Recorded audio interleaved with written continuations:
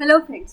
So या व्हिडिओमध्ये आपण आपला जो काही चरकचा वन शॉट आहे सो ते स्टार्ट करणार आहोत. सो सर्वात आधी जर चॅनलवर नवीन असतात तर चॅनलला सबस्क्राईब करून घ्या, कारण या चॅनलवर तुम्हाला BMS रिलेटेड सर्व इन्फॉर्मेशन मिळणार आहे.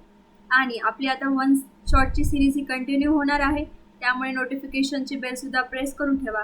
आणि गेस्ट पेपर सर्व सब्जेक्टचे हे अवेलेबल आहे चॅनलचे प्लेलिस्टमध्ये, तुम्ही जाऊन चेक करू शकता. तुम्हाला सर्व विषयाचे युनिव्हर्सिटीला कोणते क्वेश्चन येऊ शकतात त्याचे गेस्ट पेपर्स हे तिथे अपलोडेड आहे.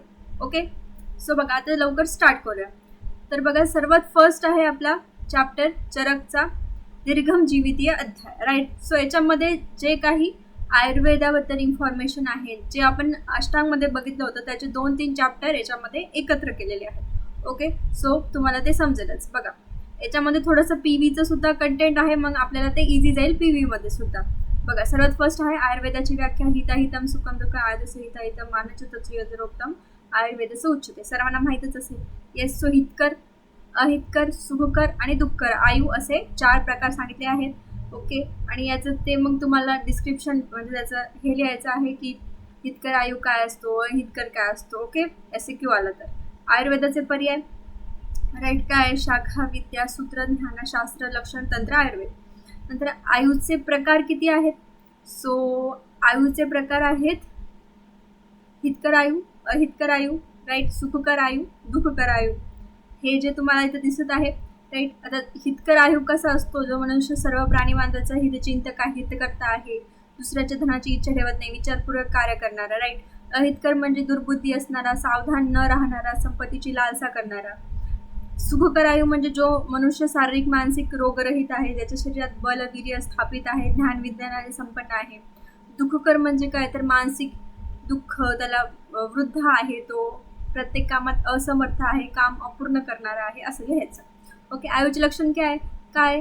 शरीर इंद्रिय सत्वात्मा संयोगधारी जीवितम नित्यगश्च अनुबंधश्च पर्याय आयु उच्चते. ओके, हे आयुचे लक्षण आहे, कन्फ्यूज व्हायचं नाही. आयुचे पर्याय काय? धारी जीवित नित्यग अनुबंध चेतवृत्ती. ओके. शरीर काय? शुक्र आणि रजा आर्तव याचा आत्म्याशी संयोग होऊन गर्भ तयार होतो, त्याला शरीर म्हणतात. याच गर्भाचे वायू, अग्नी, जल, पृथ्वी याचं जर विभाजन होते आणि मग शरीर तयार होते. इंद्रिय कोणते आहेत? ज्ञानेंद्रिय आहेत आणि 5 कर्मेंद्रिय आहेत. ज्ञानेंद्रिय कोणते? श्रोत्र, त्वचा, नेत्र, जिव्हा, नासा. कर्मेंद्रिय हस्त, पाद, पायू, उपस्थ, वाक. ओके. सत्व म्हणजे मन. मन हे उभयात्मक आहे, म्हणजेच मन हे ज्ञानेंद्रिय सुद्धा आहे आणि कर्मेंद्रिय सुद्धा आहे. ओके. आत्मा ही चेतना आणि ज्ञानांना जोडतो. ओके. त्रिसूत्र, त्रिस्कंद आयुर्वेदामध्ये. ओके, येऊ शकतो SQ. बघा, हेतुलिंग, औषध, ज्ञान, स्वस्थ, आतुर, परायण, त्रिसूत्र, शाश्वत, पुण्य, बुबुदे, यह, पितामह. म्हणजे इंद्राने महर्षी भारद्वाजाला ज्या आयुर्वेदाचा उपदेश केला तो स्वस्थ आणि रोगी या रोगांनाही उत्तम मार्गदर्शन व आधारभूत आहे. या उपदेशात हेतुसूत्र, लिंगसूत्र आणि औषधसूत्र सांगितले आहेत. यालाच म्हणतात त्रिसूत्र किंवा त्रिस्कंद. ओके. सो हेतुसूत्र काय आहे? स्वास्थ्य आणि रोग यांच्या कारणाचे वर्णन करणारी सूत्रे. राईट. स्वस्थ चे हेतू काय आहे? की ब्राह्मण मुहूर्ताला उठायचं आहे. राईट, जे काही दिनचर्यामध्ये सांगितलं आहे. लिंगसूत्र काय आहे? स्वस्थ आणि रोगांच्या लक्षणांचे वर्णन करायचे. ठीक आहे, स्वास्थ्य आणि रोगांचं लक्षण आहे ह्याच्यात. ठीक आहे. आता चरक विमानस्थानमध्ये सांगितलेले आहे 8व्या चॅप्टरमध्ये, ते आपण बघणार आहोत. आता औषध सूत्र काय आहे? की स्वास्थ्याचे रक्षण करायचे. त्याच्यामध्ये रसायन, वाजीकरण, उपक्रम, दंतधावन, अभ्यंगादी हे उपक्रम सांगितले आहेत. ओके. सो बघा, स्त्रीस्कंद आयुर्वेद काय आहे? हेतू, लिंग, औषध. राईट. लिंग, हेतू म्हणजे काय? रोगाचे हेतू आणि अनुपशय. लिंगमध्ये काय? पूर्वरूप, रूप आणि संप्राप्ती. औषधमध्ये त्याचा उपचय येईल. उपशयामध्ये औषध, अन्न, विहार, जे आपण त्याला रोग्याला देणार, आणि औषधमध्ये शोधन आणि शमन करणार. राईट. त्यानंतर आहे षडपदार्थ. ओके. षडपदार्थ कोणते आहे? आपले सामान्य, विशेष, गुण, द्रव्य, कर्म, समवाय. ओके. सो हे 6 पदार्थ सांगितले आहेत. PVमध्ये सुद्धा हे आहे.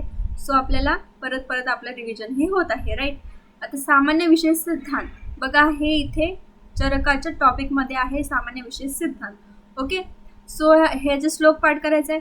बघा, त्याच्यात काय लिहिणार आपण? की सामान्य नेहमी सर्व भावांच्या वृद्धी करते सामान्य, आणि विशेष काय करतात? त्याचे ऱ्हास करतो. ओके. आता सामान्य म्हणजे काय?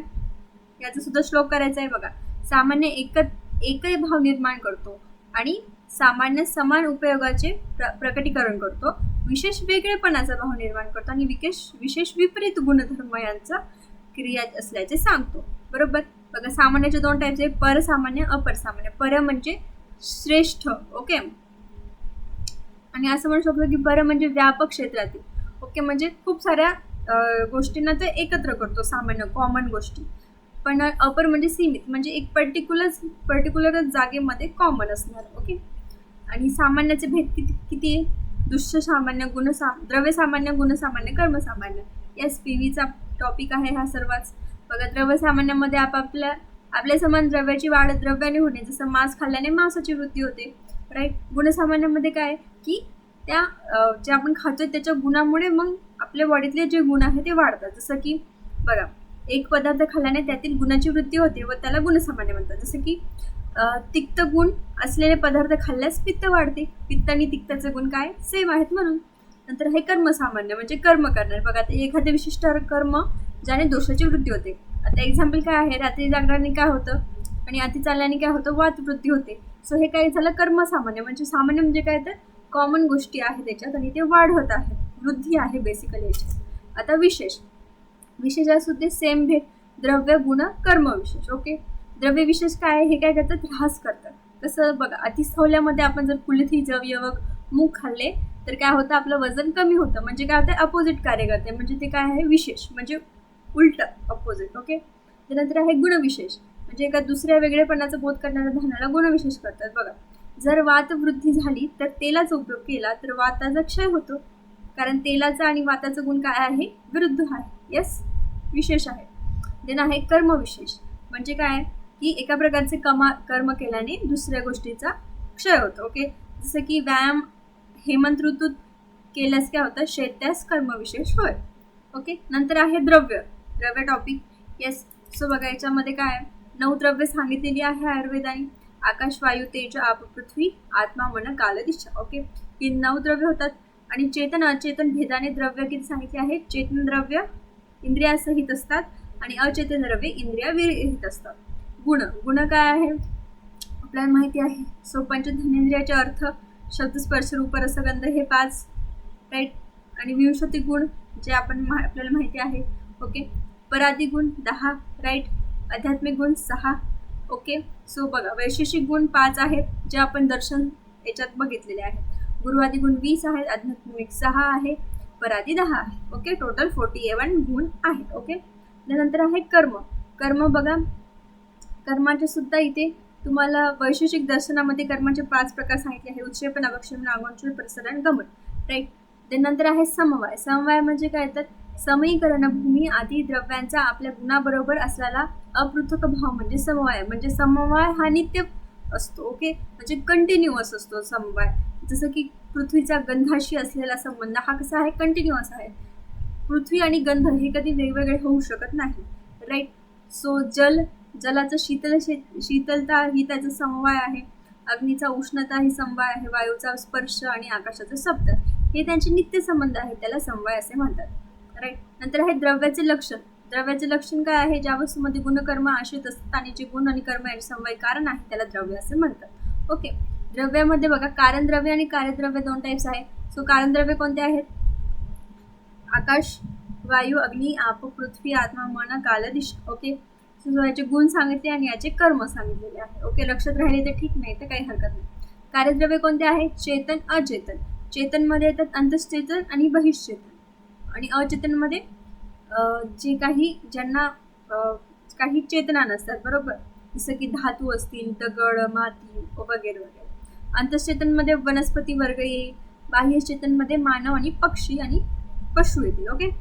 आता व्याधीचे त्रिविध हेतू काय आहे, ओके. येऊ शकतो असं किंवा बघा, काल, बुद्धी आणि इंद्रिय यांच्या विषयाचा उपयोग, अतियोग व मिथ्यायोग हा सर्व शरीर व मानस व्याधीचे कारण आहे. शरीर आणि मानस या 2 प्रकारच्या रोगांची ही 3 कारणे आहेत, ओके. सो यालाच म्हणतात व्याधीचे त्रिविध हेतू. काय, शरीर, मानस या 2 प्रकारच्या रोगांची ही कारणे आहे, काल, बुद्धी आणि इंद्रिय, ओके. त्यानंतर आहे आत्मा व त्याचे गुण, राईट. सो आत्म्याचे बघा, निर्विकार. परात्मा हा विकाररहित आहे, म्हणजे सुख, दुःख इत्यादी विकारापासून मुक्त आहे. तर सत्व, भूत, गुणेंद्रिय बघा, सुख दुःख विरहित असणार. मनाला सुख दुःखाची अनुभूती आहे पण आत्म्याला नाही, राईट. भूतगुण, शब्द, स्पर्श, रूप हे पण नाही त्याच्यात. चैतन्य जेव्हा आत्मा हा मन भूतगुण आणि इंद्रियाशी संयुक्त होतो तेव्हा तो चैतन्याचे ज्ञानप्राप्तीचे कारण घेतो. ज्ञानप्राप्तीचे मूळ कारण आत्मा आहे. राईट.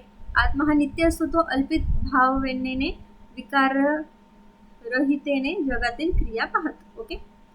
देन आहे बघा दोषभेद. दोषभेद तुम्हाला माहिती आहे, वातपित्त कफ आणि मानसिक दोष कोणते आहे, रज आणि तम. मानसिक दोष हे दोनच आहेत. ओके, सत्व नाही याच्यात. वात दोष, गुण आणि चिकित्सा सूत्र. येस, आपण पाहिलेलं आहे हे अष्टांगमध्ये वृक्ष, शीत, लघु, सूक्ष्म, जल, विशद, खर. राईट. याचा श्लोक वेगळा आहे फक्त. बघा चिकित्सा सूत्र, वाताच्या विरुद्ध गुण म्हणजे स्निग्ध गुरु, हे तुम्ही लिहू शकतात. राईट. विरुद्ध. आता पित्त दोष, गुण आणि चिकित्सा सूत्र काय आहे बघा. पित्त दोषाचे गुण कोणते आहे, सस्नेह, उष्ण, तीक्ष्ण, रव, आम्ल, सर, कडू. ओके. आणि चिकित्सा सूत्र म्हणजे काय, तर त्या गुणांच्या विपरीत गुण लिहून टाकायचे. मग काय लिहिसान, सस्नेहचं काय लिहिसान, स्निग्ध, उष्णचं काय लिहिसान, शीत, तीक्ष्णचं मृदू. ओके. देन कफदोष, गुण, चिकित्सा सूत्र. कफदोषाचे गुण काय आहे, गुरु, शीत, मृदू, स्निग्ध, मधु, स्थिर. चिकित्सा सूत्र त्याच्या अपोजिट गुण लिहायचे. ओके. देन रसाचे लक्षण काय आहे, रसनेंद्रिय, जिव्हा, ग्राह्य विषयालाच रस असे म्हणतात. येस, जे काही जी आपली जिव्हा जे काही आपल्याला सेन्स देते. राईट. सो त्यालाच आपण रस असं म्हणतो. जल आणि पृथ्वी हे रसाचे आश्रयस्थान आहे. येस, रसाच्या उत्पत्तीमध्ये जल आणि पृथ्वी प्रधान करणारे आहे. ओके. आता रसाचे भेद आपल्याला माहिती आहे, मधुर, आम्ल, लवण, कडू, तिक्त, कषाय. ओके.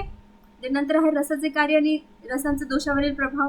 आपण हे सुद्धा पाहिलेलं आहे, दोष आणि रस संबंध. राईट. तर ते तुम्ही पाठ करा, हे इम्पॉर्टंट आहे कारण हे सर्वांमध्येच येतं. 3-4 सब्जेक्टमध्ये हे आहेत संबंध. ओके. त्यानंतर आहे रस पांचभौतिक संघटन, हे सुद्धा आपण केलेलं आहे. राईट.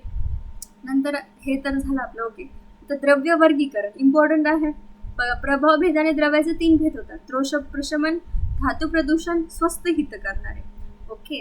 आणि उत्पत्ती भेदाने द्रव्याचे प्रकार, जांघम, औद्भिज, पार्थिव. ओके. आता जांगम द्रव्य म्हणजे जे बघा, जे काही मनुष्य आहे, पक्षी आहे, राईट, परत जे काही किडे असतील, प्राणी असतील ते. ओके. त्यानंतर औद्भिज द्रव्य म्हणजे कोणते, जे जमिनीतून उगवतात, जसे की वृक्ष, लता, ज्वारी, बाजरी. येस. ओके. आता याचे सुद्धा 4 टाईप्स आहेत, वनस्पती, विरुद्ध, वानस्पती, औषधी. राईट.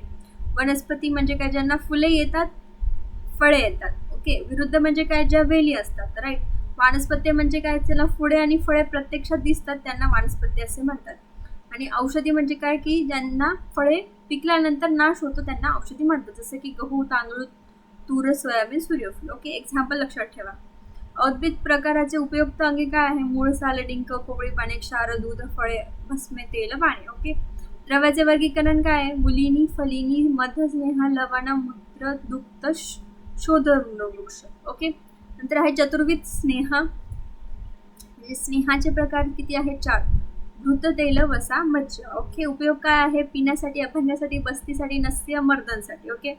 हे स्नेह शरीरात स्निग्धता उत्पन्न करतात, जीवनशक्ती वाढवतात, वर्णप्रसारण, स्वास्थ्याची वृद्धी करतात. हे 4 स्नेह वातपित्त कफ यांचे प्रकोप दूर करतात. ओके. पंचलवण. येस, क्वेश्चन आला तर तुम्हाला हे सगळं आलं पाहिजे. ओके. पंचलवण कोणते आहेत, सोवरचल, सेंदव, बीड, लोण, औद्भिद, समुद्र लवण. ओके. हे माहीत पाहिजे, इम्पॉर्टंट आहे. नंतर हे 5 प्रकारचे लवण आहे. लवणाचे गुण काय आहे, उष्ण, तीक्ष्ण, दीपनीय, स्निग्ध. उपयोग काय आहे, स्नेहन आणि स्वेदन करण्यासाठी, निरुह बस्तीमध्ये, अजीर्णामध्ये, अंजन बनण्यासाठी, नस्य करण्यासाठी. ओके. अष्टविध मूत्र म्हणजे 8 प्रकारचे मूत्र सांगितले आहे. मेंढीचे, शेळीचे, गोमूत्र, म्हशीचे, हत्तीचे, उंटिणीचे, घोड्याचे, गाढवाचे. ओके. त्यानंतर मूत्रांचे सामान्य गुण काय आहे, उष्ण, तीक्ष्ण, अरुक्ष, खारट, तिखट. ओके. उपयोग काय आहे, उठण्यासाठी, जे उठणं लावतो आपण अंगाला, लेप करण्यासाठी, अस्थापन म्हणजे वृक्षबस्ती, विरेचन आणि स्वेदन देण्यासाठी. ओके. अष्टविध क्षीर, 8 प्रकारचे दूध सांगितलेले आहे. मेंढीचे, शेळीचे, गाईचे, म्हशीचे, उंटिणीचे, हत्तीचे, घोडीचे, स्त्रीचे. ओके. दुधाचे सामान्य गुण काय आहे, आम्हाला माहितीच आहे, स्निग्ध, मधुर, शीत. राईट. हे लिहिणार. मग दुधाचा तिथं उपयोग पण लिहिणार. काय आहे, पुष्टिकारक, गृहणकारक, मांसवर्धक. राईट. रक्तपित्तनाशक, संधानकर, दोष समन करणारे, मलशोधन करणारे, तहान दूर करणारे, अग्निदीपन, शक्ती वाढवणारे, जीवन. ओके. सो हा झाला फर्स्ट चॅप्टर. सो आता आपलं सेकंड चॅप्टर आहे अपामार्ग तंडुलीय अध्याय. सो या अध्यायामध्ये सगळे वमनादी पंचकर्मे वर्णन केलेले आहे. अध्यायात प्रथम अपमार्ग म्हणजे आघाडा व त्याचे बीज म्हटले तंडूळ याला म्हटलेले आहेत, राईट. आणि म्हणून या अध्यायाला अपमार्ग तंडुली असे नाव आहे. ओके, सो सर्वात फर्स्ट आहे नस्यकर्म. सो नस्यकर्म काय आहे तर बघा, नाकात औषधं टाकणे त्याला नस्य म्हणतात आणि ऊर्ध्वजत्रुकत रोगासाठी नस्य फायदेशीर आहे. ओके, नंतर आहे औषधी द्रव्य कोणकोणते यूज होतात त्याच्यामध्ये बघा. आता शिरोविरेचक करण्यासाठी म्हणजे शोधन नस्याचे, ओके, नस्याचे शोधन करण्यासाठी कोणते? अपामार्ग बीज, पिप्पली, कृष्णमरीच, विडंग, शिगरू, सर्षप, तुंबरू, अजाची, अजगंधा आणि पिलू बीज. ओके, अजून काय काय? एला, हरेणू, पृथ्विका, सुरसा, श्वेता, कुटेरक, फ्रनिज. ओके, देन शिरीष बीज कशा आहे बघा. शिरीष बीज म्हणजे काय? त्याच्यामध्ये लसूण, हरिद्रा, दारू हरिद्रा, लवण द्रव्य, ज्योतिषमती, नागर. ओके, देन उपयोग काय आहे याचा? डोके जड होणे, डोके दुखणे सर्दीमध्ये, राईट, अर्धे डोके दुखणे कृमी रोगमध्ये, मृगीमध्ये, राईट. नंतर गंधज्ञान नष्ट होण्या झाल्यावर, मोह, मूर्छा आल्यावर, राईट. त्या वमनकारक द्रव्य कोणते आहेत? जे द्रव्य वमन करण्यासाठी आहेत, राईट. सो बघा याच्यामध्ये काय आहे, कोणकोणते द्रव्य आहे हे? मदन फळ, ज्येष्ठ मध, कडुनिंब, देवदाली, कृतवेल, पिप्पली, कुटज, इक्ष्वाकू, एला, पित्तघोष. ओके, झालं. याचे उपयोग काय आहे? वरील वामक द्रव्याचा उपयोग वमनासाठी होतं. जेव्हा कफ आणि पित्त दोषाची शरीरात वृद्धी होईल तेव्हा आयामाशयाच्या आश्रयाने कोणता व्याधी उत्पन्न झाले तेव्हा वैद्याने वरील वामक द्रव्याचा उपयोग करून वमन कर्म करायचे. याचे द्रव्याचं लक्षात ठेवायचं, उपयोग लक्षात ठेवायचा.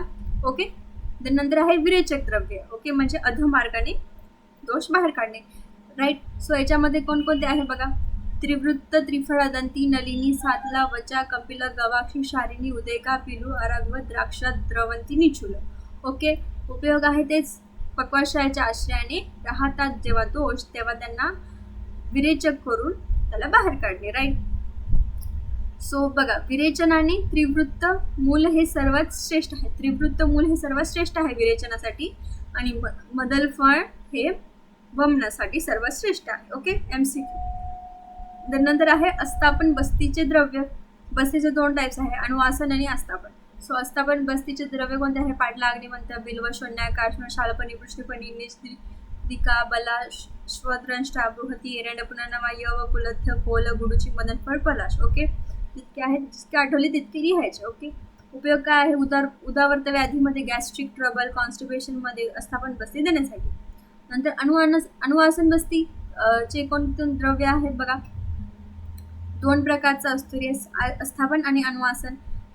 अस्थापनला निरोह म्हणतात आणि अणुआसन बस्ती याला स्नेहन बस्ती म्हणतात. ओके, नंतर आहे जे बस्ती काही व्यापक दोष उपद्रव उत्पन्न करीत नाही तसेच ते दोष रोज देऊ शकतो त्याला अणुआसन बस्ती म्हणतात. जे रोज देतात त्याला अणुआसन म्हणतात. ओके, तर उत्तर बस्ती, जो बस्ती मूत्र मार्गाद्वारे दिला जातो त्याला उत्तर बस्ती म्हणतात. ओके, हे मूत्र रोगामध्ये तुम्ही लिहू शकता. याचे 3 टाइप्स आहेत. ओके, कोणते? अस्थापन, अणुआसन आणि उत्तर बस्तीचे टाइप्स. ओके, आता आहे स्नेहस्वेदन निर्देश. स्नेहस्वेदन आपण करतो पूर्वकर्म पंचकर्म आधी. सो बघा, ज्या रोगीमध्ये शरीरात वातादी दोष उपस्थित होतात म्हणजे वृद्ध झालेले असतात त्या रोगांना स्नेहस्वेदन देऊन या काळाचा योग्य विचार करूनच रुग्णाची अवस्था बघून पंचकर्म करायला पाहिजे. त्याच्यानंतर स्नेहस्वेदन पूर्वकर्म असे म्हणतात की जे पंचकर्म करण्याच्या आधी देतात म्हणून त्यांना पूर्वकर्मही म्हणतात. ओके, नंतर आहे युक्तीचे महत्त्व व उपयोगिता. आपण बघितलं आहे PV मध्ये युक्ती चॅप्टर आहे. सो त्याचं महत्त्व आणि उपयोगिता बघा. याच्यामध्ये बघा, प्राय सर्व औषधासाठी योजना म्हणजेच युक्ती ही त्या औषधाची मात्रा, त्याचा डोस, त्याचा काल म्हणजे कोणत्या टायमाला घ्यायला पाहिजे त्यांनी औषध.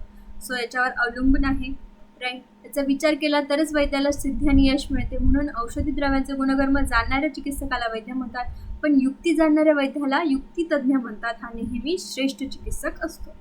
ओके, नंतर आहे यवागू वर्णन. इम्पॉर्टंट आहे बघा. पंचकर्माचे द्रव्यांचे वर्णन केल्यानंतर यवागूंचे वर्णन केले आहे. हे रोगांना दूर करण्यात मदत करतात. विविध औषध द्रव्यापासून निर्मित यवागूचे वर्णन केलेले आहे. ओके, विलेपी निर्माण विधी बघा. तांदूळ 1 भाग घ्यायचा आहे, त्यामध्ये 6 पट पाणी टाकायचं आहे आणि त्याला शिजून अर्ध शिल्लक ठेवायचं आहे पाणी. नंतर ते जेव्हा तयार झालं त्याला म्हणतात विलेपी. नंतर आहे पेय निर्माण विधी. पेय कसं बनवायचं असतं? त्यात 1 भाग तांदूळ, त्यामध्ये 14 टाइम्स पाणी टाकायचं आहे आणि त्याला शिजवायचं आहे आणि गाळून घ्यायचं आहे. मग याला पेया पातळ असतो तो, आणि यवागू हे थोडं खिरीसारखं असतं, घट्ट. ओके, बघा यवागू या द्रव्य 1 भाग आणि 4 भाग पाणी टाकायचे आणि अर्धे शिजल्यावर ठेवायचे. आता शूलनाश यवागू कसा आहे? शूल म्हणजे आपल्याला पीडा होते, राईट. बघा ही पंचकोल पासून बनवतात. यवागू प्रमाणे निर्माण विधी आहे. पंचकोल यात पिप्पली, मूळ, चव्य, चित्रक, नागर, सुंठ असे आहे. उपयोग शूलनाशक आहे म्हणजे वेदना कमी करते. येस. त्यानंतर आहे थर्ड, पाचनी तथा ग्रहणी पेय. त्याच्यात लघु पंचमृग वापरतात. त्यात डाळिंब, चक्र, चंगेरी, बिल्व मिसळतात, त्याला शिजवतात. ओके, हे पाचक आहे, संग्राही आहे, अतिसारामध्ये उपयोगी आहे. नंतर आहे पित्तश्लेष्मा अतिसारक पेय. बघा डाळिंबच्या रसासोबत घ्यायला पाहिजे, अतिसारात उपयोगी आहे. रक्त अतिसारनाशक पेय, हे सर्व मग पेयाचे टाइप्स आहे. ओके, पुन्हा आहे कृमीनाशक यवागू. बघा तुम्हाला समजलं का? हे जे आहे ना पेया, विलेपी, यवागू, हे जेव्हा पंचकर्म झालं ना त्याच्यानंतर हे त्या व्यक्तीला खायला देतात. म्हणजे जास्त आपण डायरेक्ट त्याला नॉर्मल अन्न देऊ शकत नाही, कारण त्याला आपण त्याचे बॉडीतले दोष म्हणजे काढलेले आहेत. सो त्याला आपल्याला ह्या सर्व गोष्टी खायला द्यायच्या असतात. नंतर पिपासानाशक यवागू आहे. ओके, विषनाशक आहे बृहिणी. आता हे जे टाइप्स आहे हे टाइप्स लक्षात ठेवा.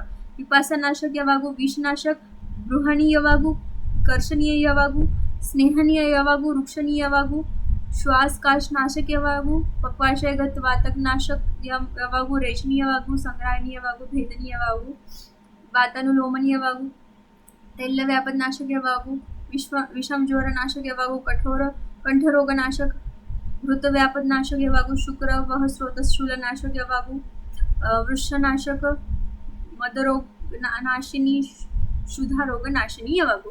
ओके, सो या चॅप्टरमध्ये एवढंच आहे, राईट.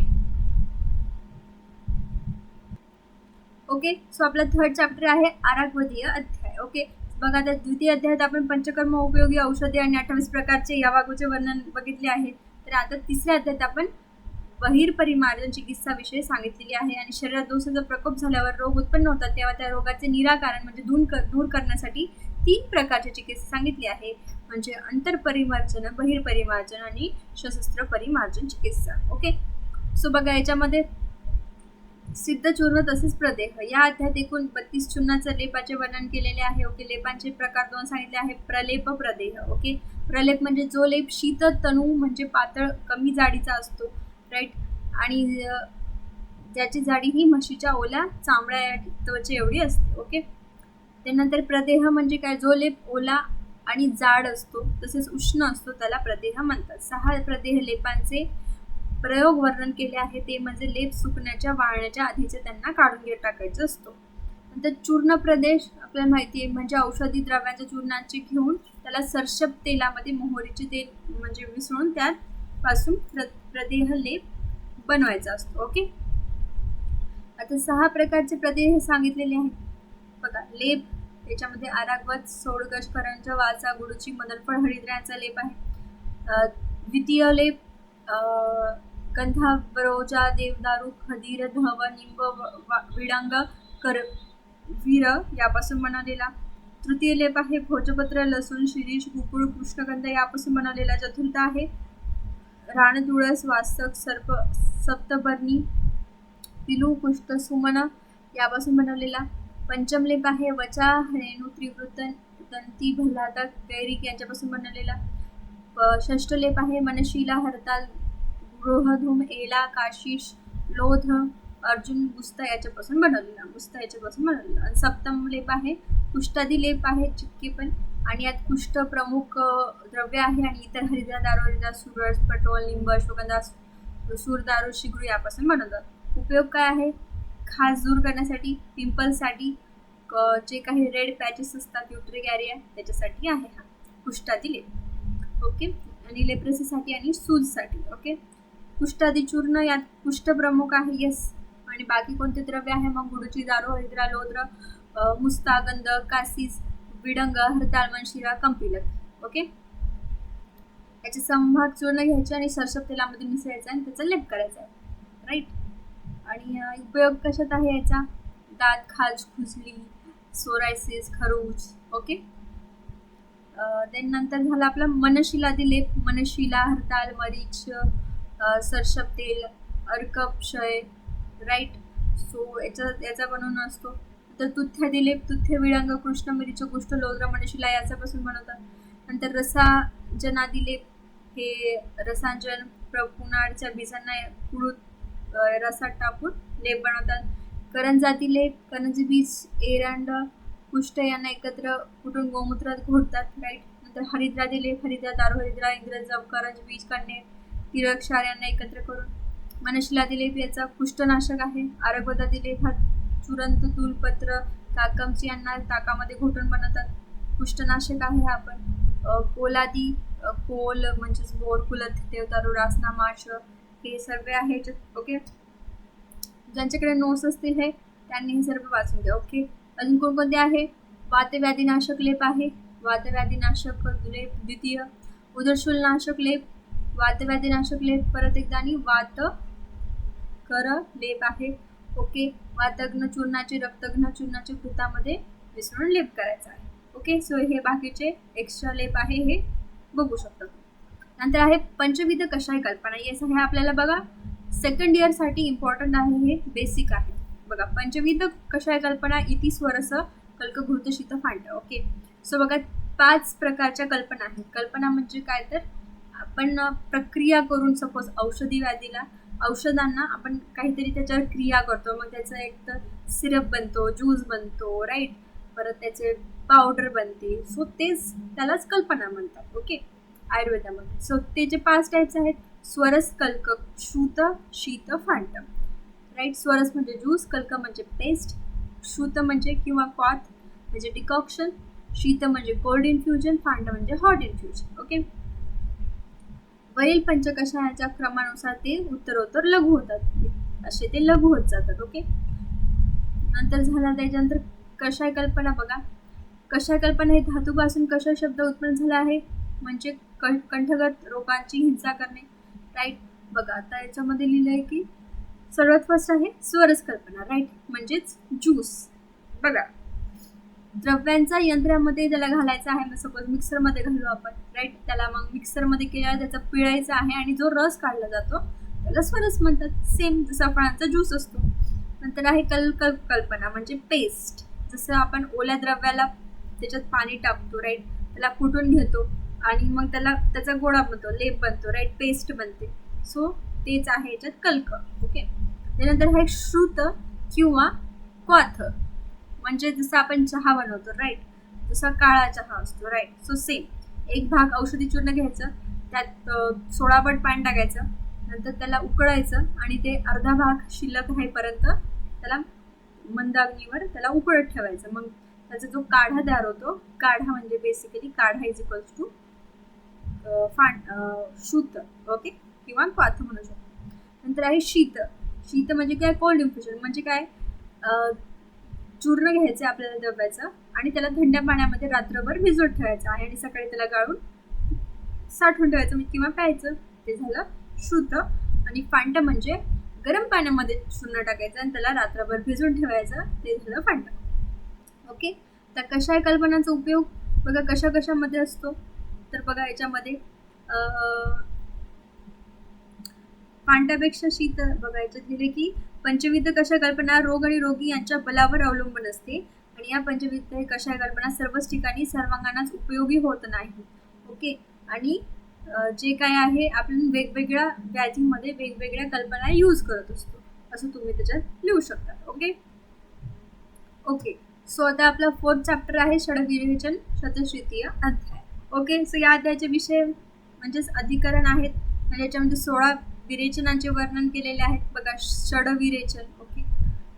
देन झाला हा बेशचतुष्कथा, अंतशोधन, तसेच स्तुती अध्यायात बहिर्शोधन वर्णन केले आहे, आपण पाहिलंच आधीच्या चॅप्टर्समध्ये. ओके. इह खलु षडविरेचन शतानी भवन्ति. ओके. देन बघा आता याच्यामध्ये अग्निवेशाचे ग्रंथ लिहिण्याची एक शैली परंपरा आहे की ज्यात वाक्याने अध्यायाचा आरंभ होतो त्याच वाक्याने त्या अध्यायाचं नामकरण करतात. ओके. म्हणून त्या श्लोकाचं तिथं नाव लिहिलेलं आहे षडविरेचनीय अध्याय.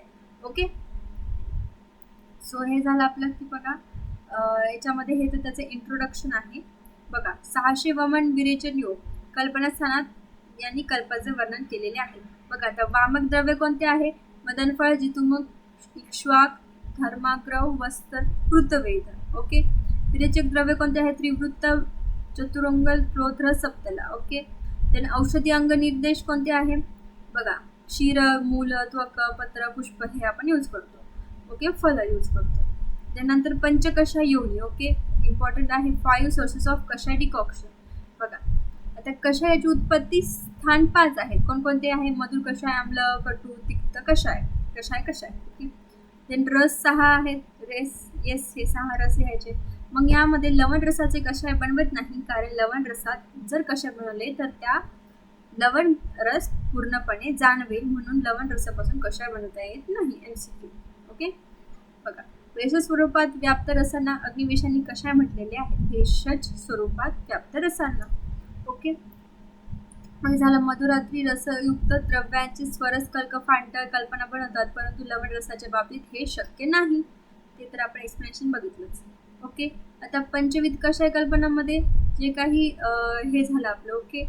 सो याच्यामध्ये आपण हे बघू, स्वरस कल्पना.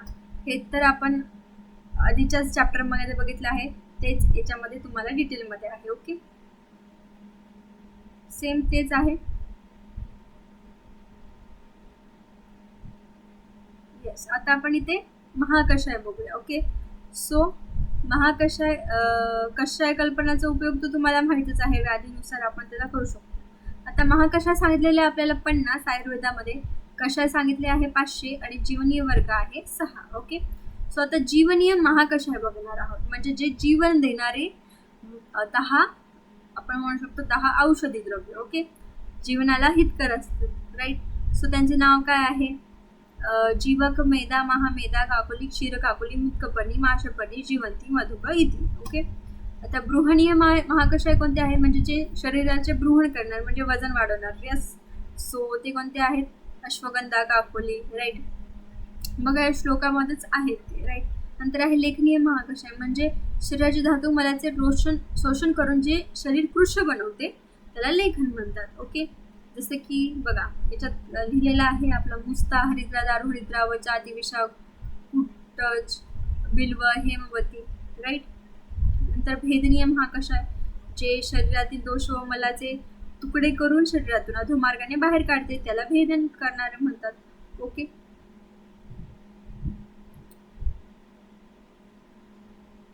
त्यानंतर आहे संधाननीय, म्हणजे जे काही संधान कर्म असतात त्यांना संधाननीय म्हणतात. मधुक, मधुपर्णी, कृष्णपर्णी, पाठा, सम, कमरोष, लोध्र, प्रियंग, फटलन इति दशमनानी आहेत गण. ओके. नंतर दीपनीय महाकषाय, म्हणजे जे आपले जे अग्नी आहे त्याला दीपन करतील. ओके.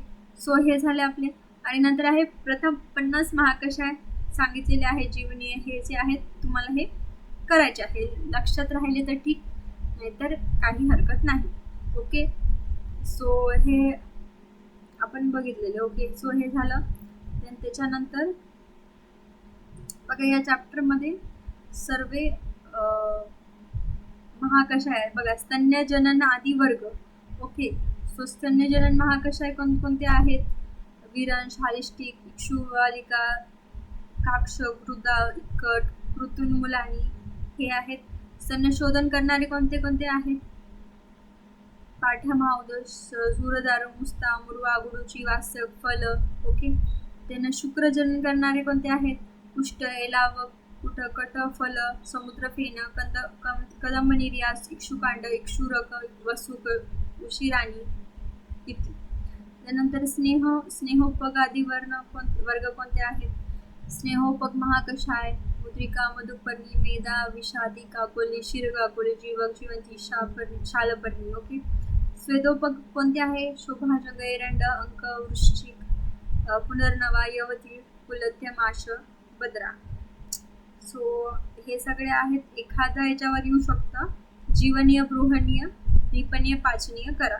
ओके. नंतर आहे छर्दी निग्रह महाकषाय. ओके. जंबू, आम्रबल्ल, मातृंग, अम्लद्वार, दाडिंब, यवक्षार, उशिरही. एवढ्या ठीक आहे. तुम्हाला बघा, याच्यातून जितके तुम्हाला लक्षात राहतील यांचे नाव द्रव्याचे तितके तुम्हाला करायचे आहे. जर म्हणजे थोडे एक दोन करा. राईट. बाकी नाही जरी झाले तरी काय हरकत नाही आहे, कारण याच्यावर एकच क्वेश्चन येईल. ओके, बाकीचा आपला हा चॅप्टर झालेला आहे. सो आता आपला 4th चॅप्टर आहे मात्रा शिती अध्याय. ओके, सो याच्यामध्ये आपण जे काही आपण मात्रेविषयी यायचं आहे, आहार मात्रा असेल. ओके, सो ते बघूया. ओके, सो बघा आता इथे लिहिलेलं आहे की यानुसार प्रथम 4 अध्याय हे रोग हे मागच्या अध्यायाचं वर्णन केलेलं आहे. ओके, बघा आता जे भोजन परिणामाच्या अनुसरून केले जाते त्याला मात्रा शीतम म्हणतात.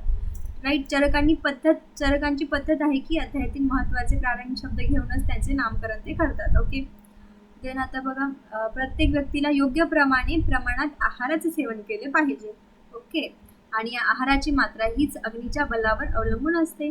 तसेच आहाराची मात्रा आहाराच्या गुरु लघु गुणांवर अवलंबून असते. आणि गुरुद्रव्य अर्ध्या मात्रेतच सेवन करायचे, तर लघु द्रव्य हे पण अतिप्रमाणात करायचं नाही आहे. ओके, आता आहाराचे 4 प्रकार आहेत: भोज्य, भक्ष्य, चर्ण्य, लेह, चोष्य आणि पेय.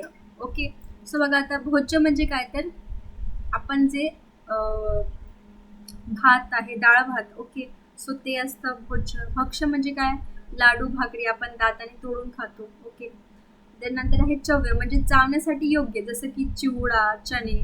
बघा कंटिन्यूस त्याला चावावं लागतं. ओके, दाताने फोडावं लागतं. राईट, त्यानंतर तेद्य म्हणजे काय, तर चाटण्यायोग्य पदार्थ, जसं की चटणी, सॉस असेल, आपण त्याला असं चाटून खातो. राईट, त्यानंतर चोष्य म्हणजे चोखण्याप्रमाणे, जसं की आंबा असेल, ऊस असेल, त्याला असं आपण चोखून खातो. राईट, तर पेय म्हणजे पिणे डायरेक्ट, जसं की दूध असेल, सरबत असेल.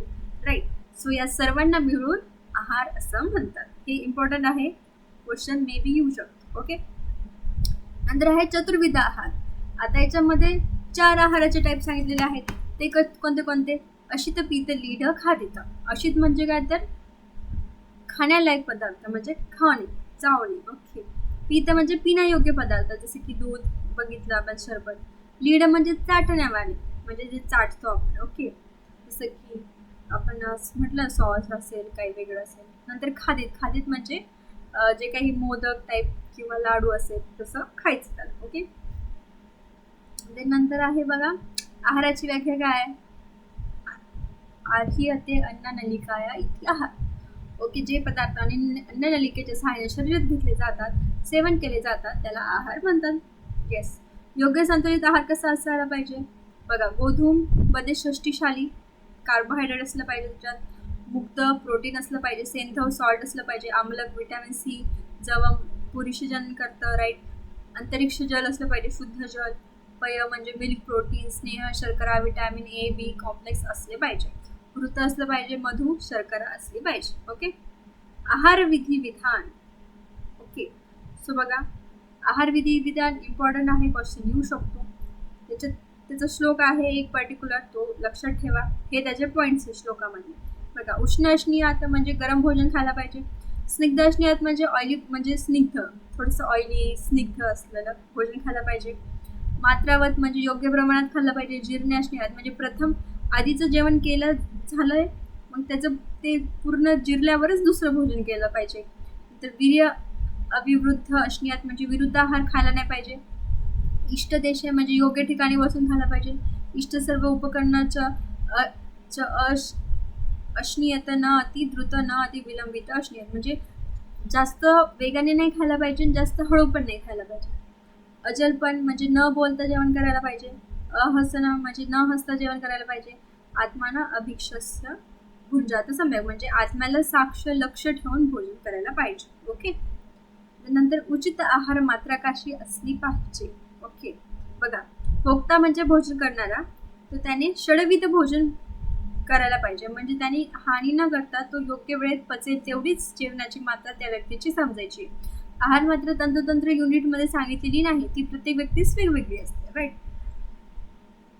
बघा आता इथे लिहिले की यथाकाल म्हणजे योग्य वेळेतच अन्नाचे पचन होते, अशा अन्नाच्या प्रमाणाला त्या व्यक्तीची योग्य मात्रा समजतात.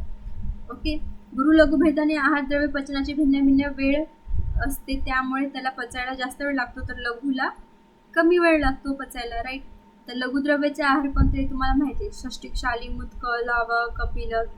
एन शश शंभर आदींनी आहार द्रव्यांनी प्रकृती लघुनी आदी मात्रा एवं उपक्षते.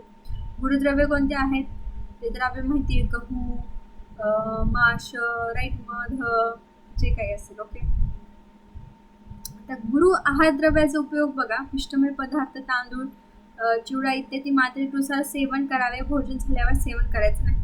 बघा, भुक्तस्य अपरिभोजन म्हणजे अध्यशन करायचं नाही गुरु आहाराचं. ओके, जी व्यक्ती जितेंद्रिय नसते ती व्यक्ती आत्म्याचा विचार न करता पशुप्रमाणे अप्रेमित भोजन करते, म्हणजे ती खात राहते नुसतं पशुप्रमाणे, जनावराप्रमाणे. त्या व्यक्तीला अजीर्ण व्याधी होते आणि आणि ज्या सर्व रोग उत्पत्तीने मेन ज्या मूल कारण आहे. ओके, सेवन अयोग्य आहार पदार्थ म्हणजे कोणते आहार पदार्थ खायला नाही पाहिजे. बघा, वाळलेले मांस, शुष्क वाळलेल्या भाज्या, कमळाची कंद असतात ते, कमल तंदू कमलाचा एक प्रकार आहे. ओके, ते गुरु आहार द्रव्य आहे आणि पचायला कठीण आहे म्हणून. नंतर कृश म्हणजे जे काही बारीक व्यक्तीने मांस सेवन करू नये असं सांगितलेलं आहे. निरंतर सेवन निषेध. ओके, बघा, म्हणजे या गोष्टींचा निरंतर म्हणजे रोज रोज वापर करायला नाही पाहिजे. कोणकोणतं? पनीर, डुक्कराचे मांस, गोमांस, म्हशीचे मांस, फिश, उडीद, कर्ड, ओके, जव यांचे निरंतर सेवन करू नये. ओके, इम्पॉर्टंट आहे बघा, हे प्रतिदिन प्रयोग करण्याचे द्रव्य म्हणजे रोज आपण खाऊ शकतो. काय? षष्टिकशाली, रक्तशाली तांदळाचे प्रकार आहे, मूग, सेंधव मीठ, आवळा, जव, मिल्क, शुद्ध जल, घृत, मांस, मध. ओके, त्यानंतर आहे असंतुलित आहार, बॅलन्स डाईट. कसं असले पाहिजे की ज्या आहाराच्या सेवनाने स्वास्थ्य टिकून राहते, नियंत्रित राहते, स्वास्थ्याची अनुभूती होते, आहार विहार आपला विकार रोग उत्पन्न होऊ देत नाही, आणि त्याला संतुलित आहार असे म्हणतात. नंतर हे झालं. त्याच्यानंतर व्हिटॅमिन्सचे 2 टाईप्स आहे, water soluble, fat soluble. Yes, माहिती आहे हे तुम्हाला. So water soluble B and C आहे, fat soluble A, D, E, K. Okay, प्रोटीनचे 2 टाईप्स आहेत, खनिज प्रोटीन्स, वानस्पतिक प्रोटीन्स. ओके, सो हे झालं. त्यानंतर जल, शरीराचे 70 भागाने जल आहे, राईट. शरीर निर्मिती करते, तापमान नियंत्रित ठेवते, अवयवांची रक्षा करते, मलमूत्र स्वेदांना बाहेर काढते. ओके, स्वस्थ वृत्तवर्णन, आचार्य जरकांनी फुफ्फुसाचे वर्णन करताना सर्वप्रथम अंजन याचे वर्णन केलेले आहे. ते म्हणतात की सर्व इंद्रियामध्ये नयन हे श्रेष्ठ आहे, सो त्याच्यामुळे आपण अंजन केले पाहिजे. ओके, सो आता अंजन काय? आय शेल्सचे तिथे लावतात. ओके, अंडर आयचे तिथे. सो बघा, नेत्रासाठी हितकर आहे, सो विरंजनचा नित्य उपयोग केला पाहिजे. ओके, ते झालं अंजन विधी. तेच ग्रीष्म ऋतूमध्ये आणि शरद ऋतूमध्ये पहाटे उपयोग करायचा आहे. ओके, हेमंत शिशिर ऋतूमध्ये मध्यान्हामध्ये उपयोग करायचा आहे. ओके, अंजनाची भेद सांगितलेली आहे, टाईप्स बघा, सोविरांजन, रसांजन, स्रोतांजन, पुष्पांजन, नीलांजन. ओके, चक्षुला कफाची भीती. चक्षु हा तेज महाभूत असतो, पण त्याच्यामध्ये कफ असतो बघा, अवलंबक क. सो त्यामुळे जर अंजन लावले तर तो कफ बाहेर पडतो. ओके, अंजनाचे लाभ काय होतो? परिक्षेक करतो, अष्टोदन, पिंडी, विडालक, तर्पण, पुष्पाक, अंजन. ओके, त्यानंतर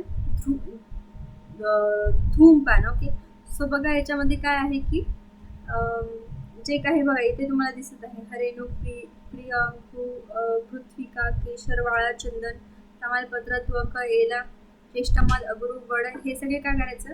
याला वस्त्रगाळ करून त्याचा ओलसर लेप करायचा, त्याच्या गवताच्या काडीवर लावायचा, आणि नंतर काडी काढून त्याची लांब अशी एक अगरबत्ती टाईप असं हे बनवायचा. नंतर त्याला तेल लावायचं आणि त्याचा धूर घेऊ द्यायचा, आणि त्याच्यानंतर ती एका टोकाला अग्नीने पेटून दुसऱ्या टोकाने तिचा धूर तोंडाने ओढायचा आहे आणि नाकातून त्याचा धूर काढायचा आहे. ओके, त्याच्यात त्यांनी ती जी एक नळी असते तिला काय म्हणतात? धूमवती. ओके, सो स्नेहिक धूमवती असते, सो स्नेहन करण्यासाठी वैरेचिक असते. धूमपानाचे लाभ काय आहे? शिरगौरव, शिरशूल, पीनस, अर्थाग भेद, कर्णशूल, अक्षिशूल, कासश्वासिका, गलगंड, तंत्र दौवल्य, तंत्र श्रोत्र दोष, घाण दोष, अक्षिदोष दूर करते. ओके, त्यानंतर हे झालं. मग आता सम्यक धूमपान लक्षण काय आहे? कंठ, हृदय, इंद्रिय यांची शुद्धी होते, शिरो लाघवता येते, वृद्ध दोषांचे शमन होते. ओके. अति धूमपान केल्यावर काय होतं? कर्णबाधिर्य, अंधे येऊ शकतं, मुखत्व, रक्तपित्त, शिरोभ्रम हे उपद्रव आहेत. ओके. धूमपानास निषिद्ध व्यक्ती कोणी करायला नाही पाहिजे? ज्यांना रक्तपित्त आहे, बस्ती दिल्यानंतर, विषसेवन केले असल्यावर, शोकग्रस्त असेल, गर्भिणी असेल, पित्त प्रकोप व्यक्ती असेल, मध दधी खाल्ल्यावर. ओके. धूमपान द्यायचं नाही. ओके. सो धूमपान जर जास्त घेतलं तर काय होतं? रक्तस्राव, अरती, घम, मूर्छा, इंद्रिय दाह. नंतर आहे नस्य. आपण पाहिले नस्य. नस्य म्हणजे नाकात औषधी टाकून थेंब थेंब टाकायचं आहे. ओके. आणि त्याला बाहेर काढायचं आहे. सो हे ऊर्ध्वजत्रुकट विकारासाठी आहे. याचे लाभ काय आहे? स्वर स्निग्ध होतात, प्रसन्न उपचित होतं, मुख प्रसन्न स्निग्ध होते, केस पांढरे होत नाही, सर्व इंद्रियाची शुद्धी होते, दंतपतन होत नाही. राईट झालं. याचे विधिवत केल्यास हे सर्व रोग दूर होतात. ओके. सो नस्याचा काळ काय आहे? वर्षा ऋतू, शरदमध्ये, वसंतमध्ये करायचं आहे.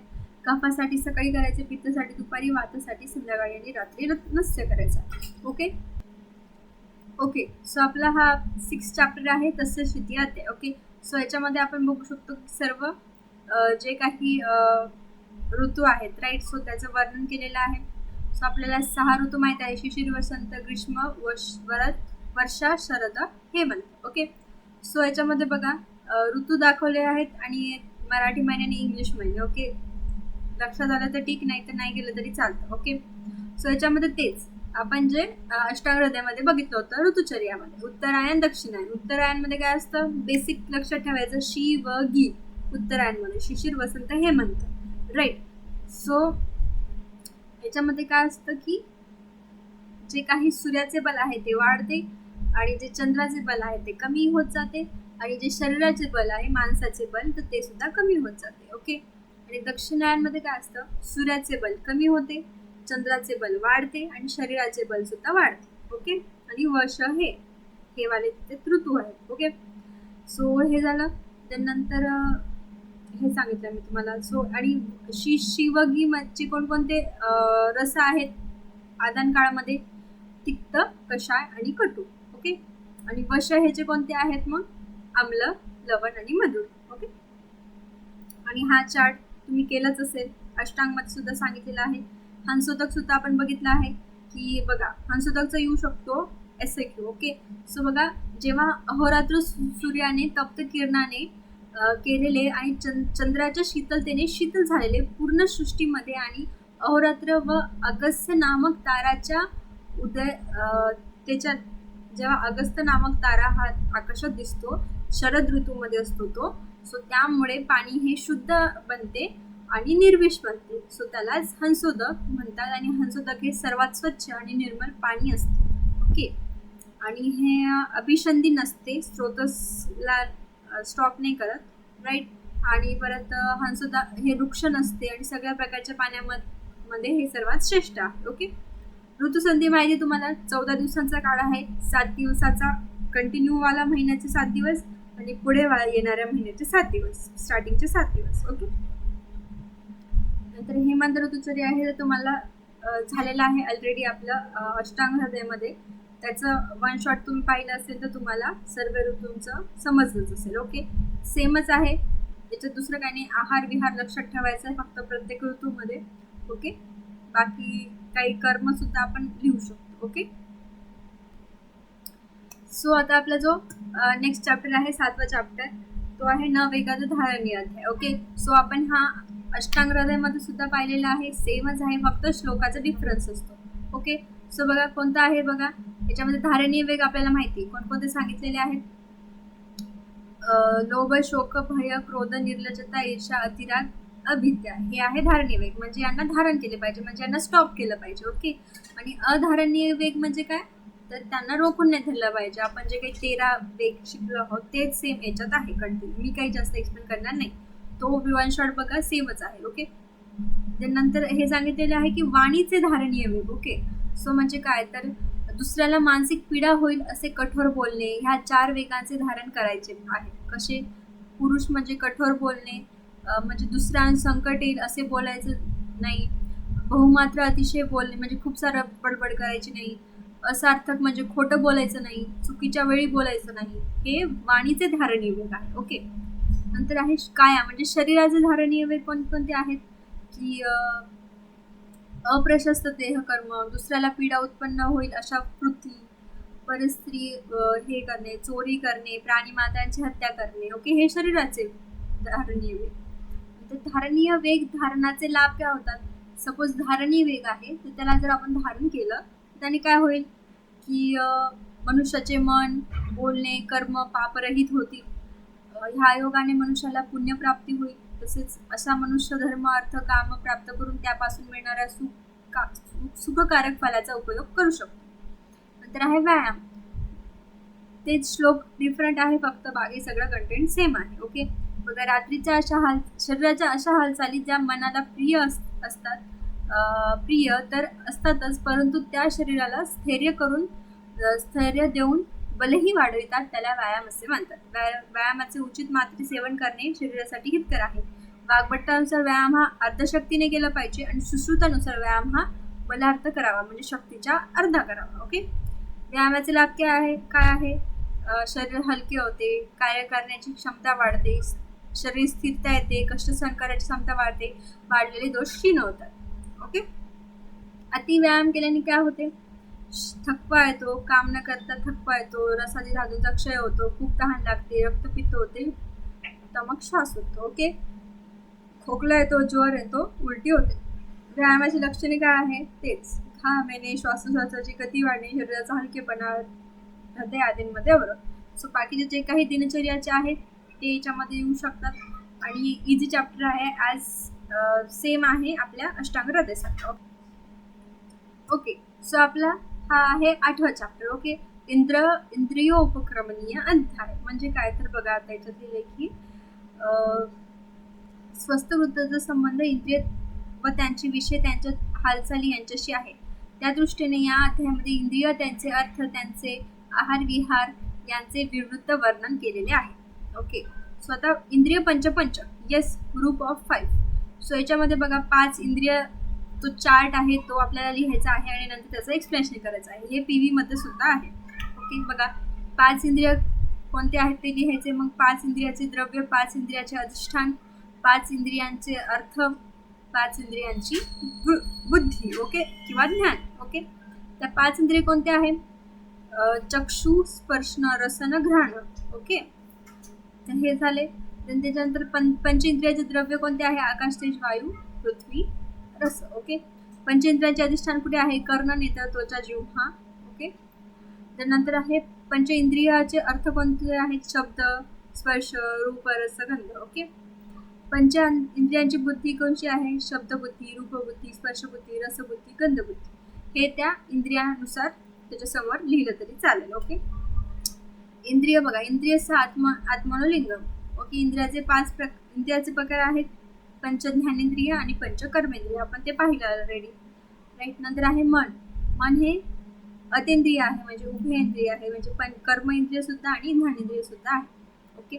मनाला अतिंद्रिय म्हटले आहे. मनाला सत्व असे पर्याय नाव आहे. मनाला चेतस म्हणतात. मन हे इंद्रियाचे विषय व आत्मा यांच्या संयोगाने ज्ञान ग्रहण करते व सर्व हालचाली करते.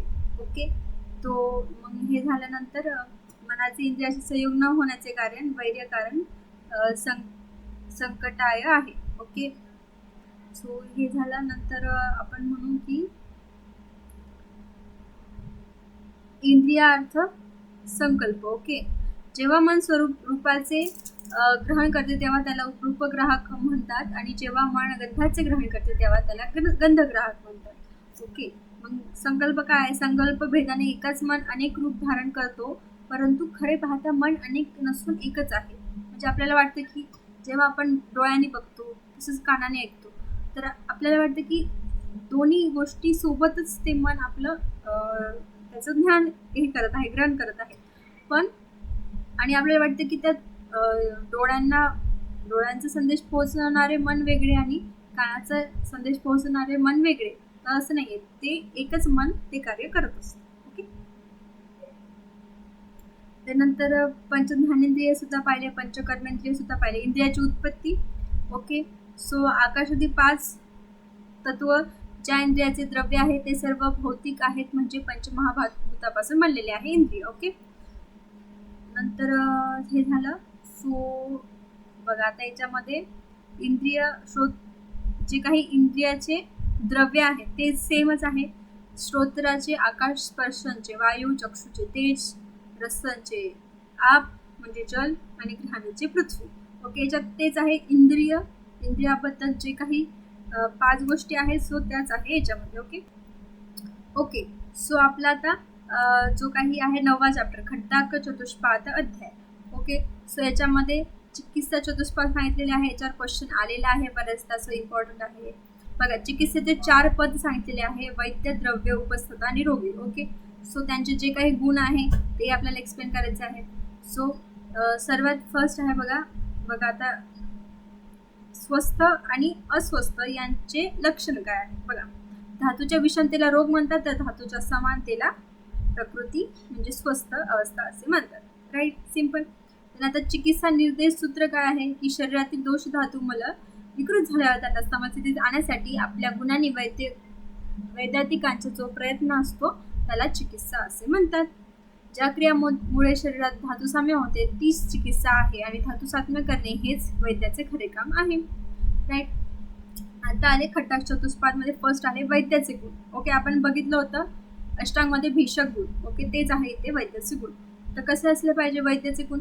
शस्त्राने परिपूर्ण ज्ञान असले पाहिजे, त्याला प्रत्यक्ष कर्माचा अभ्यास असला पाहिजे, दक्ष असला पाहिजे, कुशल असला पाहिजे, पवित्र म्हणजे स्वच्छता, शरीर, वाणी, मनाची स्वच्छता असायला पाहिजे. ओके, प्रॅक्टिकल, जसं की प्रॅक्टिकल नॉलेज असणे, मग तुम्ही एक्स्ट्रा तिथे लिहू शकता. ओके, त्यानंतर द्रव्याचे गुण म्हणजे जे काही औषधाचे गुण आहेत ते कसे असले पाहिजे? औषध बहुता मोठ्या प्रमाणात उपलब्ध असले पाहिजे, ते रोग नष्ट करण्याची शक्ती असली पाहिजे त्याच्यात. परत जेव्हा हवे तेव्हा हव्या त्या स्वरूपात आपण त्याला ट्रान्सफॉर्म करू शकतो. राईट, कल्पना त्याची बनवू शकतो वेगवेगळ्या. परत सडलेले किडलेले नसायला पाहिजे आणि रसगुणवीर्यामध्ये संपन्नता असलं पाहिजे. ओके, देन आहे परिचारकाचे 4 गुण म्हणजे जे काही नर्स असतात. राईट, सो त्यांचे 4 गुण कसे असतात बघा. विधिवत सेवा करायचे ज्ञान असले पाहिजे त्यांना, रोगाची स्थिती पाहून वैद्यकाला कळवायला पाहिजे त्यांनी, रुग्णाविषयी प्रेम असले पाहिजे, शारीरिक, मानसिक आणि आर्थिक पवित्रता असले पाहिजे त्यांच्यात. राईट, त्यानंतर रोगाचे गुण म्हणजे जो व्यक्ती आजारी आहे त्याचे गुण कसे असले पाहिजे? जे स्मरण चांगले असायला पाहिजे त्याला, की रोग कसा झाला, केव्हा झाला, त्याचं आठवायला पाहिजे त्याला, म्हणजे जे काही आपण हिस्ट्री घेतो ते सांगायला पाहिजे त्यांनी. परत वैद्याने सांगितल्याप्रमाणे वागणार, म्हणजे जसं वैद्य त्याला सांगेल तसं तो वागायला पाहिजे. राईट, भयभीत न होणे, घाबरणारा नाही पाहिजे, निर्भयपणा असला पाहिजे. राईट, आणि रोगसंबंधी ज्ञान असावे आणि ज्ञानी आणि हुशार असावा. ओके, सो हे बघा, हे इथे चार्ट आहे, असे असलं पाहिजे. ओके, त्यानंतर आहे प्राणाभिसार वैद्याची लक्षणे. म्हणजे बघा, शस्त्राचे चांगले ज्ञान असणारा, शस्त्राचा अर्थ नीट समजून घेणारा, शास्त्रीय विधीमध्ये प्रवृत्ती करणारा, पंचकर्मादी विधी शास्त्रोक्त पद्धतीने करणारा, सर्व प्रत्यक्षिकाचे ज्ञान असणारा जो वैद्य असतो त्याला प्राण अभिसार वैद्य असे म्हणतात. ओके, सो प्राणाभिसार वैद्याचे लक्षण शास्त्राचे यथार्थ ज्ञान, चिकित्सा करण्याची प्रवृत्ती, कर्मदर्शन. ओके, देन राजवैद्याची लक्षणे कशी आहेत? रोगाचे हेतू, रोगलिंग म्हणजे लक्षणे, रोगाचे प्रशमन आणि रोगाची पुनरावृत्ती होऊ न देणे हे राजवैद्याचे लक्षण असते. ओके, उत्तम चिकित्सकाचे गुण. उत्तम चिकित्सा करणारा त्याचे गुण कसे असले पाहिजे? तो वैद्यक शास्त्रात त्याचे ज्ञान असले पाहिजे, शस्त्रधारित तर्क वितर्क असले पाहिजे, विशिष्ट शास्त्राचे ज्ञान असले पाहिजे, उत्तम स्मरणशक्ती असायला पाहिजे, कामामध्ये तत्पर असायला पाहिजे, म्हणजे विविध चिकित्सा कर्म करायला पाहिजे. ओके, वैद्याचे अन्य गुण कसे असले पाहिजे? ज्ञान असायला पाहिजे, बुद्धी असायला पाहिजे, चिकित्सा कर्म वारंवार पाहायला पाहिजे, चिकित्सा कार्यात सफल व्हायला पाहिजे त्यांनी. ओके, तर वैद्याच्या वृत्ती येऊ शकतो क्वेश्चन. ओके, बघा, वैद्याच्या वृत्ती 4 प्रकारच्या आहेत. सर्व प्राणी मात्राविषयी मित्रतेचा भाव, व्याधीपीडित रुग्णाशी करुणा आणि दयापूर्वक वागणे, साध्य रोगांविषयीच फक्त प्रीती धरावी, असाध्य रोगांचा त्याग करायला पाहिजे त्यांनी, आणि असाध्य रोगाविषयी अपेक्षा म्हणजे दुर्लक्ष करायचे. असाध्य व्यक्तीचे व्याधी दूरच करायचे नाही, म्हणजे कारण ते जर केलं आपण मग एक तर ते कारण तो असाध्य व्याधी आहे म्हणून ते व्यक्ती मरणारच आहे, आणि जर आपण जर त्याला काही उलट फक्त आपल्या याने जर तो व्यक्ती मृत्यू झाला तर ते आपल्यावरच येतं. ओके, म्हणून इथे एवढे त्याचे गुण आहेत. ओके ओके सो आपला आता हा चॅप्टर आहे 10वा महाचतुष्पाद अध्याय. ओके, सो याच्यामध्ये साधत्व आहे सर्व जे आपण अष्टांग हृदयामध्ये शिकलेलो आहोत. ओके, सो साध्य रोगांचे 2 टाईप, सुखसाध्य गोष्टसाध्य. असाध्याचे 2 टाईप्स, याप्य अनुपक्रम. येस, सो अजून सांगितले आहे पुन्हा साध्याचे 3 प्रकार केले आहे, अल्प उपाय साध्य, मध्यम उपाय साध्य, उत्कृष्ट साध्य. सो हा चार्ट आहे, हा चार्ट पहिले जसा काढायचा आहे जर चरकांच्या मताने तुम्हाला विचारलं साध्यचं. व्याधीचे टाईप साध्य, असाध्य, सुखसाध्य गोष्टसाध्य, याप्य अनुपक्रम. आणि इतर ह्याचे अल्पचिकित्सक, मध्य चिकित्सा साध्य, उत्कृष्ट चिकित्सा साध्य. ओके, सुखसाध्य रोगाची लक्षणे काय आहेत?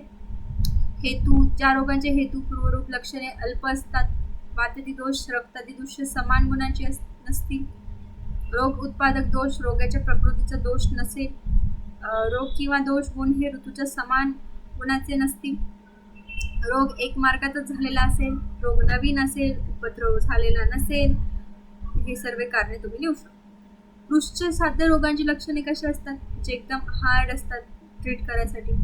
रोगांचे हेतू पूर्वरूप लक्षणे हे बल मध्यम असते, काल प्रकृती दोष यांच्यातील कोणत्याही एकाची रोग उत्पादक दोषांची समानता असेल, रोग गर्भिणी वृद्ध किंवा बालांना झालेला असेल, अनेक उपद्रव नसतील म्हणजे एकच उपद्रव असेल, शस्त्रशार किंवा अग्निकर्माने साध्य असतील, रोग जुना असेल, रोग कोणत्याही तरी मर्मस्थानात असेल.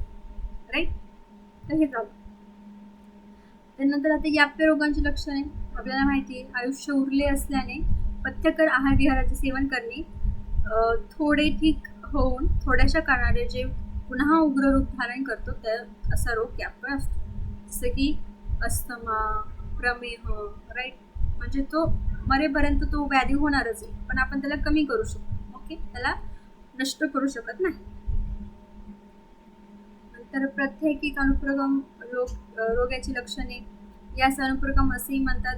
व्याधी दोषच असतो, विविध चिकित्सेने उपाय मिळत नसेल, सर्व मर्मगत असेल, अरती, औत्सुक्य, मूर्छा इत्यादी लक्षणांनी युक्त इंद्रिय शक्ती नष्ट होत असेल, अनेक उपद्रव आणि अरिष्ट लक्षणांची युक्त असेल, रुग्ण अत्यंत दुर्बल असेल तर तो व्याधी प्रत्येक प्रकारचा आहे, म्हणजे अनुपक्रम, म्हणजे एकदम डायरेक्ट तो व्याधी त्या व्यक्तीला मारूनच तो नीट होईल. ओके, सो हे झालं आपला चॅप्टर. ओके, सो आता आपला 11वा चॅप्टर आहे त्रिश्रेष्णीय अध्याय. सो त्रिश्रेष्ण म्हणजे काय? मनुष्याला या जगात 3 इच्छा असतात. त्रि म्हणजे 3 आणि एष्णा म्हणजे इच्छा. ओके, त्या 3 मुख्य असतात. कोणकोणता? प्राण, धनेन, परलोकयश म्हणजे दीर्घायुष्य होण्याची इच्छा, नंतर आहे धनप्राप्तीची इच्छा आणि नंतर आहे मोक्ष प्राप्तीची इच्छा. राईट, सो 3 एष्णामध्ये प्राण एष्णा ही प्रमुख आहे. नंतर आहे त्रय उपस्तंभ, आहार, निद्रा आणि ब्रह्मचर्य. हे तिघांना मिळून त्रय उपस्तंभ म्हणतात. आहार, निद्रा आणि ब्रह्मचर्य याला 3 उपस्तंभ म्हणतात. ओके, आपण हे त्रय उपस्तंभ बघितलेला आहे अष्टांगमध्ये.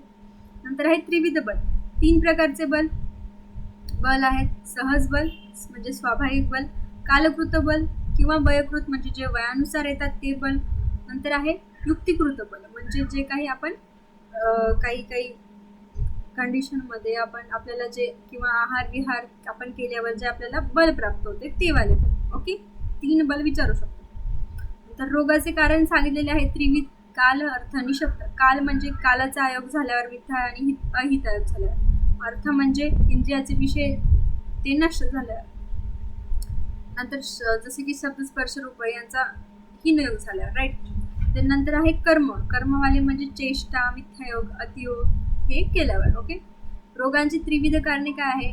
असात्म्य इंद्रियाचे संयोग, प्रज्ञापराध आणि परिणाम. ओके, रोगांचे त्रिविध प्रकार कोणते आहेत? नीच रोग, आगंतुक रोग, मानसिक रोग. ओके, रोगांचे 3 मार्ग कोणते आहेत? त्रिविध मार्ग, शाखा मार्ग, ओके, मर्म अस्थिसंधी मार्ग आणि कोष्ठ किंवा अंतमार्ग. नंतर आहे वैद्याचे त्रिविध प्रकार कोणते आहे? वैद्याचे छद्मचर वैद्य म्हणजे जो ढोंगी वैद्य असतो त्यांना छद्मचर म्हणतात. नंतर आहे सिद्ध साधित वैद्य म्हणजे जो केवळ पाहूनच शिकलेले असतात, नुसतं बघणार ते प्रॅक्टिकल म्हणजे गोष्टी. ओके, तर आहे तज्ञ वैद्य म्हणजे जो श्रेष्ठ वैद्य आहे. त्यानंतर आहे त्रिविध भेषज म्हणजे औषधांचे 3 प्रकार. दिव्य व्यापाश्रय भेषज म्हणजे औषध चिकित्सा, जसे की मणी, मंत्र, मंगळ, होम हवन करणे ते वालं. त्यानंतर युक्ती व्यापाश्रय चिकित्सा म्हणजे याच्यात सामान्य रोगासाठी दिलेले औषध. त्यानंतर आहे सत्वावजय चिकित्सा, याच्यामध्ये मानसिक व्याधीसाठी दिलेले औषध, जसे की सांत्वन, विश्रासन, विस्मापन, आश्वासन, तावन, मंत्र, यज्ञ, रत्ने. ओके. त्यानंतर चिकित्सेचे त्रिविध प्रकार कोणकोणते आहेत? अंतःपरिमार्जन चिकित्सा, बाह्यपरिमार्जन चिकित्सा, शस्त्रक्रिया. ओके. त्यानंतर आहे युक्ती व्यापाश्रय चिकित्सा, याचे 3 टाइप्स आहेत: अंतःपरिमार्जन, बहिःपरिमार्जन, शस्त्रपरिमार्जन. राईट. सो अंतःपरिमार्जन मध्ये शोधन शमन, बहिःपरिमार्जन अभ्यंगलेप, स्वेदनस्नेहन, शस्त्रपरीक्षामध्ये अष्टविध आणि अष्टविध शस्त्रकर्ण. येस. त्यानंतर आहे अनुबंध आणि अनुबंध आहे, याला एक्सप्लेन करायचं आपल्याला क्वेश्चन आला तर काय करणार बघा. चरक आचार्यांनी दोषांचे विविध प्रकार सांगितलेले आहेत चरक संहितामध्ये, निदानस्थानमध्ये. ओके. सो त्याचे इथे वर्णन आहे. दोषांचे विविध विकल्प कोणकोणते आहेत? प्राकृत दोष, विकृत दोष, अनुबंध्य दोष, अनुबंध्य दोष, आशय, उपकर्ष, दोषक्षय, दोष साम्यावस्था, दोषवृत्ती अवस्था, दोष साम अवस्था, दोष निराम अवस्था. नंतर आहे प्रकृती विकृती. ओके. आता अनुबंध आणि अनुबंध. ओके. हे दोष काय? अनुबंध म्हणजे प्रधान दोष आणि अनुबंध म्हणजे अप्रधान दोष, म्हणजे सुपेरियर आणि इन्फेरियर असं म्हणू शकतो. अनुबंध दोष म्हणजे तो दोष स्वतंत्र आहे, त्या दोषाची लक्षणे स्पष्टपणे दिसतात आणि शास्त्रात वर्णन केल्याप्रमाणे आणि त्या कारणाने त्याचा प्रकोप होतो, आणि म्हणजे डॉमिनंट दोष आहे. राईट. आणि याचा उलट दुसऱ्या दोषापासून कुपित होणारा व शांत होणारा, ज्याची दोषांची लक्षणे स्पष्ट दिसत नाही, त्या दोषाला अनुबंध. आणि जे दोष त्याच्या मुख्य दोषापासून निर्माण होतात ते अनुबंध. ओके. सो बघा, अनुबंधापासून अनुबंध तयार होतो, आपण असं म्हणू शकतो. अनुबंध आहे सो ते जास्त स्ट्रॉंग आहेत, त्याला दुसऱ्याची गरज नाही, तो स्वतःच आपोआप असतो बॉडीमध्ये आणि तो सर्वपणे डायरेक्ट आपल्याला दिसतो. राईट. पण अनुबंध असतो तो इन्फेरियर असतो, तो कमी तीव्रतेचा असतो. राईट. आणि त्याचा तो सगळीकडे पसरू शकत नाही, त्याचे लिमिटेड हे असते. ओके. हा झाला चॅप्टर. ओके. सो आता आपला लास्ट चॅप्टर आहे वातकलाकलीय अध्याय. ओके. म्हणून आपला चरकचा चॅप्टर संपले, 1 शॉट. सो आता याच्यामध्ये प्रत्येक जे काही वात दोष आहे त्याचे गुण सांगितले आहे. सो वाताचे गुण काय आपल्याला माहिती? वृक्ष, लघु, शीत, दारुण, खरं, विषद. वाताचे पर्याय काय आहे? हा श्लोक करायचा आहे. राईट. सो याला आपण विश्वकर्मा, विश्वरूप, सर्वग, स्वर्व, तंत्राणाम, भावानाम, अपू, विभू, विष्णू, क्रांता, भगवान असं म्हणतो. वाताचे प्राकृत म्हणजे सामान्य कर्म काय आहे? हा जो श्लोक आहे, श्लोक करायचा आहे. पहिले 2 लाईन, लास्टचे 2 लाईन असं करा. वायुवंश तंत्र धर प्राणोदान समान व्यान उपानात्मा प्रवर्तक गोचो चेष्टा नाम उच्चावजान नियंता प्रणिताच्या मनस. ओके. आणि लास्टची लाईन करायची. राईट. आता बघा, वायुवंत्र म्हणजे यंत्र म्हणजे शरीर आणि तंत्र म्हणजे शरीराची क्रिया. म्हणजे काय? शरीररूपी यंत्र आणि यंत्राचे कार्य सुखवत स्थित ठेवण्याचे कार्य वातदोष करतो. परत प्राण, उदन, समान, व्यान आणि अपान हे त्याचे प्रकार आहेत. परत जे काही सर्व महत्व आणि दुय्यम हालचालीला प्रेरणा देण्याचे कार्य करतो वातदोष मनाला नियंत्रित आणि प्रेरित करतो. तो सर्व इंद्रियाला आपले विष ग्रहण करण्याचे सामर्थ्य देतो. वातदोष प्रत्येक इंद्रियाला आपल्या विषयांकडे आकर्षित करतो. शरीरामधील सर्व धातू अवयव यांच्या शरीरामध्ये योग्य ठिकाणी योग्य प्रकारे निर्मिती करणे हे वातदोषाचे कार्य आहे. शरीरातील संधींना वायू जोडतो. तो वाणीचा प्रवर्तक आहे. स्पर्श, शब्द यांचे मूळ कारण वायू आहे. कर्णेंद्रिय आणि त्वचेचे मूळ आश्रय वायू आहे. हर्ष, उत्साह यांचे निर्माता आहे. जठराग्नी सुरक्षित स्टिम्युलेट करण्याचे कार्य करतो वातदोष. शरीरातील दोष तो शोषण करतो. वातदोष मलमूत्र, स्वेदादी मलांना बाहेर काढतो. सर्व लहान मोठ्या स्रोतसांची गर्भावस्थेमध्ये निर्मिती करतो. गर्भाच्या आकृतीची रचना वातदोष करतो. जीवन सतत राहण्याचे तो कारण आहे, म्हणजे सतत श्वासोश्वास चालू ठेवण्याचे आणि चेतन राहण्याचे कारण आहे वातदोष. ओके. आता हे पित्ताचे कुपित अकुपित कर्म. ओके, सो प्राकृत म्हणजे अकुपित करण्याचे पित्ताचे कर्म कोणकोणते आहेत? अन्नपचन करतो पित्त, नेत्रदृष्टी चांगली ठेवतो, शरीराची उष्णता योग्य प्रमाणात ठेवतो, वर्ण, शौर्य, क्रोध, प्रसन्नता. ओके, हे प्राकृत कर्म आहे. आणि विकृत झाल्यावर कर्म काय करतो? पित्त, अपचन, नेत्र विकृती, वर्ण विकृती, भय, हर्ष, शरीर उष्णता किंवा जास्त होणे. ओके, नंतर आहे कफाचे कुपित आणि अकुपित कर्म. प्राकृत कर्म काय आहे कफाचे? दाढ्य, अपचय, उत्साह, वृषता, ध्यान, बुद्धी घेणे. ओके, आणि विकृत कर्म काय आहेत? कुपित शैथिल्य येते, शरीरात कार्श होऊन जातं व्यक्ती, आलस्य, तीव्रता, अज्ञान, मोह हे त्याचे कुपित कर्म आहे. झालं. सो याच्यामध्ये वातपित्त कफाचे कुपित अकुपित कर्म, राईट, आणि वात दोषाला महत्व आहे. ओके, वाताचे गुण, पर्याय आणि प्राकृत सामान्य कर्म. ओके, सो एवढंच चॅप्टर आहे आपल्या चरकाचे. हे वन शॉट आहे. नेक्स्ट वन शॉट येणार आहेत आपले कंटिन्यू. आणि ज्या कोणाला गेस्ट पेपर पाहिजे असतील त्यांनी प्लेलिस्टमध्ये चेक करा. Okay, thank you.